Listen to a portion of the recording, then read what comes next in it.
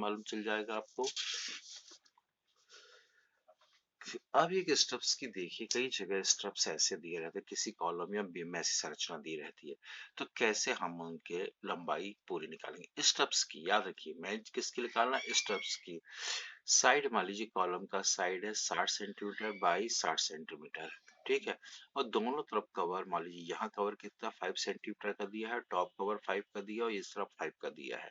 हम ये साइड देखेंगे, तो इस साइड में ये लंबाई ए बी कितनी होगी, यहाँ 60 दिया है, यहाँ से 5 सेंटीमीटर घटा दीजिए, यहाँ से 5 सेंटीमीटर घटा दीजिए, तो ए बी की लंबाई कितनी हो जाएगी हमारे पास, आप जान गए 50 सेंटीमीटर होगी। ठीक इसी तरह से अगर आप सीडी की एडी की लंबाई निकालना चाहते हैं, तो यहाँ से यहाँ कितना दिया गया है, ये 60 सेंटीमीटर दिया है, ये 5 mm यहाँ का कवर घटाइए, यहाँ का 5 mm कवर घटाइए, 10 घटा देंगे तो आप 60 में से 10 घटाएंगे तो एडी कितना आ जाएगा आपका, 50 सेंटीमीटर आ जाएगा। तो इस तरह से चारों भुजाएं हम निकाल लेंगे और चारों भुजाओं को हम टोटल कर लेंगे, प्लस रॉड लास्ट में, वो पतली रॉड लास्ट में आके मोड़ना पड़ता है, एक बैंड की डिस्टेंस और सेंटीमीटर ऐड करेंगे तो टोटल हमारी एक स्ट्रिप्स का पता चल जाएगा। ठीक है, ए बी सी डी नाम की जो स्ट्रिप्स लग रहा उसको देगा, पर बीच में ई एफ जी एच भी एक और स्ट्रिप्स लगा, उसका कैसे निकालेंगे। ई एफ जी एच आप लिखिए,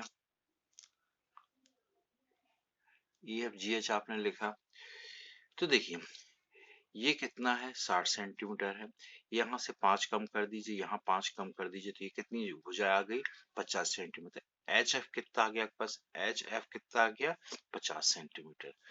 ईजी कैसे निकालेंगे, यहाँ से यहाँ 60 दिया है, ये कवर घटाया, यहाँ से ये कवर 5 का घटाया, ये कवर 5 सेंटीमीटर घटाया, 60 में से 10 सेंटीमीटर घटा दिए, तो एडी कितना आ गया आपके पास 50 सेंटीमीटर। एडी बराबर कितना होगा ईजी के, तो ईजी भी हमारे पास कितना आ गया 50 सेंटीमीटर का। ईजी 50 सेंटीमीटर का है, तो आधा ये कितना होगा, ये इतना कितना हो जाएगा 50 सेंटीमीटर हो जाएगा, तो ये कितना हो जाएगा 50/2, सॉरी 50/2 हो जाएगा।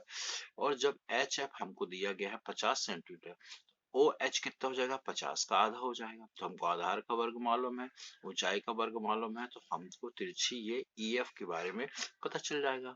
हम पाइथागोरस प्रमेय लगा के ई एच की वैल्यू निकाल लेंगे।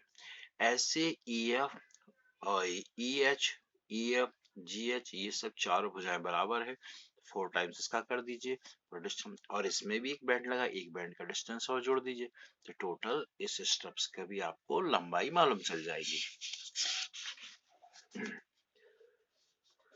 अब इन्हीं क्वेश्चनों में कई बार रिज की लंबाई के बारे में दिया जाता है, क्यूएससी कुछ सवालों में दिया है हॉल है, उस पे रिज लगाना है पूरी।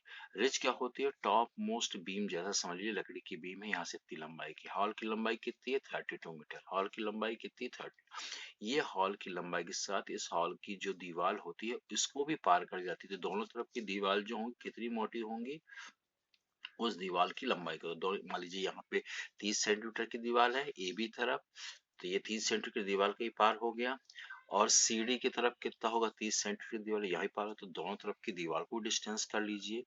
कई क्वेश्चन में दिया होता है कि ये बाहर, इससे बाहर भी निकला रहती है, ठीक है, इससे बाहर भी निकला रहता है, कितना बाहर निकला है, जितना क्वेश्चन में दिया गया हो, मान लो दोनों साइड किस तरफ है, 2-2 मीटर निकला है, तो टोटल रिज की लंबाई कितनी हो गई, हॉल की लंबाई, हॉल की लंबाई 32 मीटर है, एक दीवार की मोटाई, दूसरी दीवार की मोटाई, एक तरफ से 2 मीटर आगे निकला है, दूसरी तरफ से कितना आगे निकला 2 मीटर निकला, टोटल कर देंगे तो आपको पूरा रिज की लंबाई मालूम चल जाएगी। ठीक है,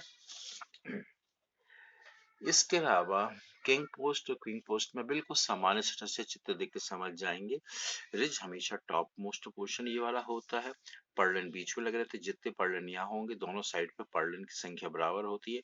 किंग पोस्ट पर डायरेक्ट पहला जो पोर्शन होता है ये ऊपर जाकर टच होता है, पर क्वीन पोस्ट में ये हॉरिजॉन्टल मेंबर होता है। क्वीन को सबसे सिंपल तरीका है, क्वीन पोस्ट में वर्टिकल मेंबर टच होता है, रिज तक सीधे टच होता है, क्वीन पोस्ट में क्या होता है हॉरिजॉन्टल मेंबर होता है। इतना बाकी आपको किताब में आपके सब्जेक्ट टीचर बता ही देंगे।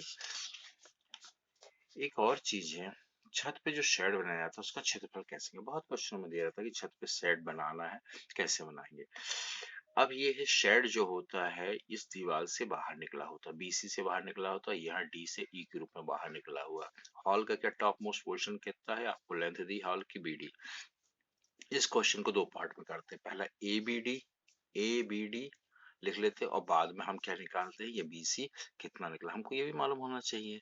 ठीक है, कितना बाहर निकला है हमको बोला जा रहा है जितनी शीट हॉल के बाहर निकली है प्लस दीवार की मोटाई है। मान लो क्वेश्चन दिया गया है 2-2 मीटर चारों तरफ बाहर निकली है, तो ये CO पहले हॉरिजॉन्टल कितना बाहर निकली हॉल से, 2 मीटर निकली है, और हॉल की ये दीवार है, ये दीवार की मोटाई कितनी दी गई है, मान लो 0.30 मीटर है। तो CO की वास्तव डिस्टेंस क्या होगी, जितना बाहर निकले प्लस दीवार की मोटाई, ये कितना होगा 2.3। तो ये आपके पास कितना आ गया 2.3, ये देखो 2.3 आ गया आपके पास। क्वेश्चन में आपको दिया गया कि ढाल, जो ढाल हो रही है शीट लग रही है उसका हॉरिजॉन्टल से एंगल कितना है, 30 40 50 जो दिया हो, जनरली 30 ही दिया रहता है, तो 30 डिग्री यहाँ लिख लीजिए। cos 30 का फॉर्मूला लगाइए, आधार बटे कर्ण। cos 30 बटा आधार कितना है हमारा 2.30 है, कर्ण क्या है, कर्ण हमको निकालना है BC, लिख दिया, सारी वैल्यू रख दीजिए, तो CB की वैल्यू आपको मिल जाएगी। तो जो एरिया है निकालना है तो कितना है, पूरी हॉल की लंबाई में ये पोर्शन लगा होगा, ठीक है, पूरी हॉल की लंबाई में निकला होगा। तो सबसे पहले रिज की लंबाई निकाल लीजिए, हॉल की लंबाई, दोनों दीवार की मोटाई, वो बाहर निकला प्रोजेक्टेड एरिया, ठीक है ना, प्लस CB हमने अभी कैलकुलेशन निकाला, उल्टू दोनों साइड, इस तरफ भी यही सिचुएशन रहेगी, इस तरफ भी यही सिचुएशन रहेगी, दोनों को मल्टीप्लाई करिए, जो आएगा दोनों तरफ का पूरा आपको रिज का, या ऊपर शेड लगा रहे हैं, जो शेड लगा रहे हैं उसका एरिया मालूम चल जाएगा।